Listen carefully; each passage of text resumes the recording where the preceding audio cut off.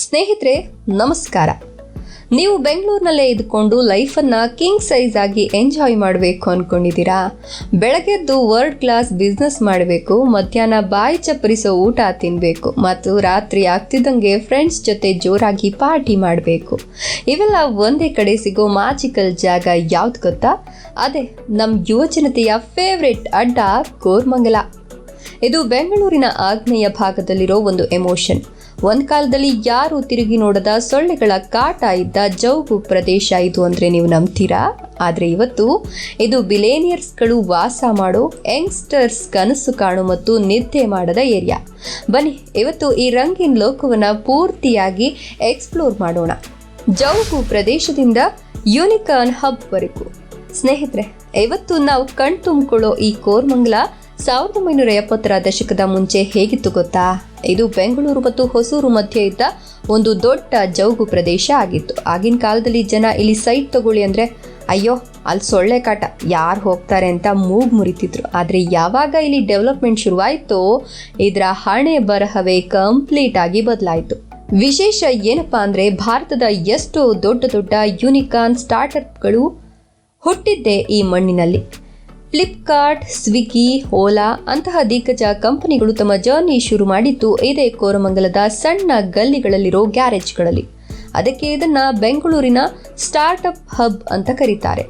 ನೀವು ಇಲ್ಲಿನ ಯಾವುದೇ ಕಾಫಿ ಶಾಪ್ಗೆ ಹೋಗಿ ನೋಡಿ, ಯಾರಾದರೂ ಒಬ್ರು ಲ್ಯಾಪ್ಟಾಪ್ ಹಿಡ್ಕೊಂಡು ಕಾಫಿ ಕುಡಿತಾ ಮುಂದಿನ ದೊಡ್ಡ ಬಿಸ್ನೆಸ್ ಐಡಿಯಾ ಬಗ್ಗೆ ಡಿಸ್ಕಸ್ ಮಾಡೋದನ್ನು ನೀವು ಖಂಡಿತ ನೋಡಬಹುದು.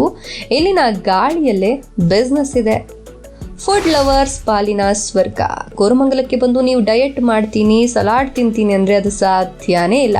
ಇಲ್ಲಿ ಪ್ರತಿ 10 ಅಡಿಗೆ ಪ್ರತಿ ಬಿಲ್ಡಿಂಗ್ನಲ್ಲೂ ಒಂದೊಳ್ಳೆ ಹೋಟೆಲ್ ಇದೆ. ಮೇಘನಾ ಫುಡ್ಸ್. ಇಲ್ಲಿನ ಬೋನ್ಲೆಸ್ ಚಿಕನ್ ಬಿರಿಯಾನಿ ತಿನ್ನೋಕೆ ಜನ ಕಿಲೋಮೀಟರ್ ಗಟ್ಟಲೆ Q ನಿಲ್ತಾರೆ.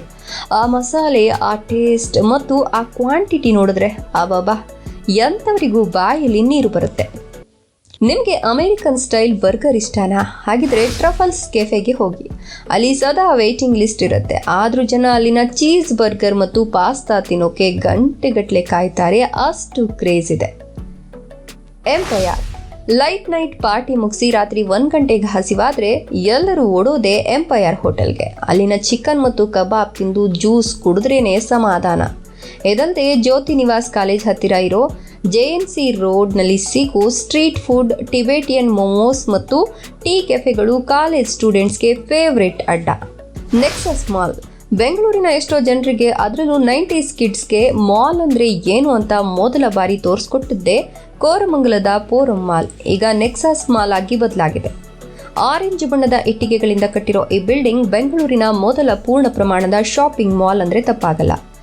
PVRನಲ್ಲಿ first day first show cinema ನೋಡಿ, ಕೆಳಗಡೆ ಕೆಫೆ ಕಾಫಿ ಡೇನಲ್ಲಿ ಕಾಫಿ ಕುಡಿದು ದುಡ್ಡಿಲ್ದಿದ್ರೂ ಸುಮ್ಮನೆ ವಿಂಡೋ ಶಾಪಿಂಗ್ ಮಾಡೋ ಕ್ರೇಜ್ ಶುರುವಾಗಿತ್ತೆ ಇಲ್ಲಿಂದ.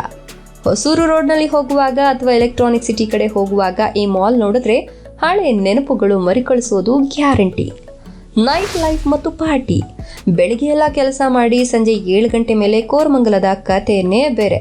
ನೀವು ಇಲ್ಲಿನ 80 ಅಡಿ ರಸ್ತೆ, 100 ಅಡಿ ರಸ್ತೆ ಮತ್ತು 5ನೇ ಬ್ಲಾಕ್ ಕಡೆ ಹೋದರೆ ನಿಮಗೆ ಇಂಡಿಯಾದಲ್ಲೇ ಇದ್ದೀವಾ ಅಥವಾ ಫಾರಿನಲ್ಲಿ ಇದ್ದೀವಾ ಅನ್ನೋ ಡೌಟ್ ಬರುತ್ತೆ. ಇಲ್ಲಿ ಸಾಲಾಗಿ ನೂರಾರು ಪಬ್ಗಳು, ಮೈಕ್ರೋ ಬ್ರೂವರಿಗಳು ಮತ್ತು ಲಾಂಜ್ಗಳಿವೆ.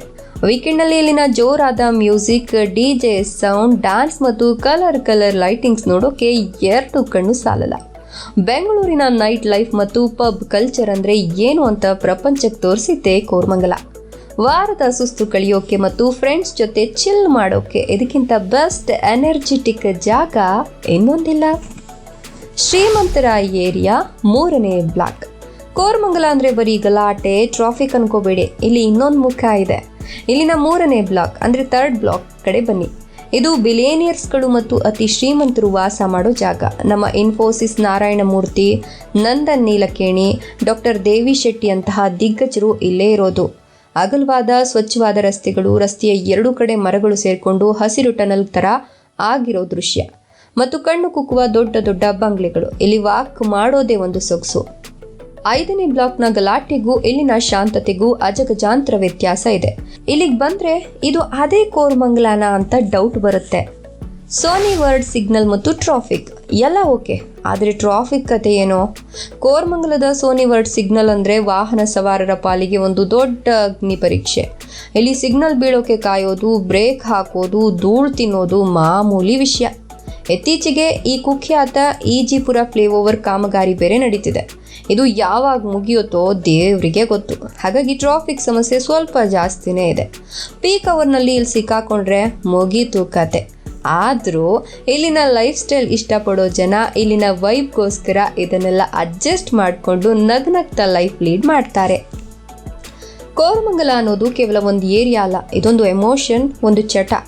ಇಲ್ಲಿ ನೀವು ಸ್ಟೂಡೆಂಟ್ ಆಗಿ ಬಂದರೆ ಮಜಾ ಮಾಡ್ತೀರಾ, ಉದ್ಯೋಗಿಯಾಗಿ ಬಂದರೆ ಕೆರಿಯರ್ನಲ್ಲಿ ಬೆಳಿತೀರಾ, ಫುಡ್ ಲವರ್ ಆಗಿ ಬಂದರೆ ಸ್ವರ್ಗ ನೋಡ್ತೀರಾ. ಬೆಂಗಳೂರಿನ ಮಾಡರ್ನ್ ಮತ್ತು ಯೂತ್ಫುಲ್ ಅವತಾರವನ್ನು ನೀವು ಇಲ್ಲಿ ನೋಡಬಹುದು. ವಿಡಿಯೋ ಇಷ್ಟ ಆಯ್ತಾ? ಕೋರಮಂಗಲದಲ್ಲಿ ನಿಮ್ಮ ಫೇವ್ರೆಟ್ ಜಾಗ ಯಾವುದು ಅಂತ ಕಮೆಂಟ್ ಮಾಡಿ, ಲೈಕ್ ಮಾಡಿ, ಶೇರ್ ಮಾಡಿ. ನಮ್ಮ ಚಾನಲ್ಗೆ ಮರಿದೆ ಸಬ್ಸ್ಕ್ರೈಬ್ ಮಾಡ್ಕೊಳ್ಳಿ.